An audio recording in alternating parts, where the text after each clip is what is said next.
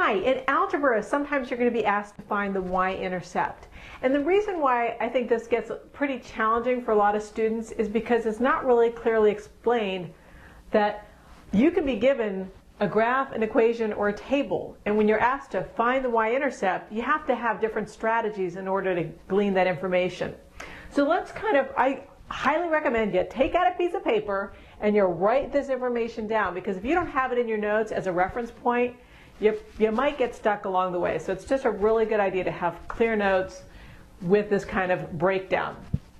So once again, if you're given a graph, the y-intercept, and in the United States we use the variable b to represent that, the y-intercept is the place, or if it's not a line, it can be places, where the line crosses the y-intercept.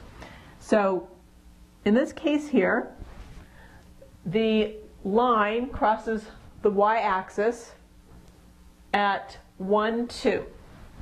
So the y-intercept is 2. For most lines, you're only going to get one y-intercept. On rare occasions, if the line is vertical over here and doesn't touch the y-axis, you can get no y-intercepts.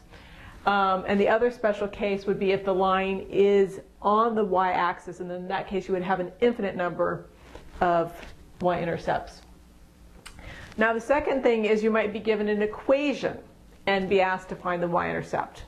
Well, the key you need to know is that you have to write the equation, whatever form it's given to you, in slope-intercept form. So if you have it in slope-intercept form, it's super easy to find the y-intercept. This is the slope, and the y-intercept, the plus b, well, we have a minus here, so we're going to make this plus -3. So the y-intercept is -3. Once again, if you're not given the equation in slope-intercept form, you have to do some algebraic manipulation. There are other videos that you can watch, so look for that one on how to change this one over. Slope-intercept form, make sure you take the b. Okay, the third thing that can happen is you can be given a table and have to be asked to find the y-intercept. Now, once again, I think it's helpful to look back at the graph and kind of put these two pieces together.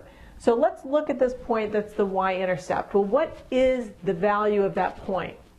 Well, I like to write, when I write my points, little x's and y over them, sometimes just kind of keep them straight.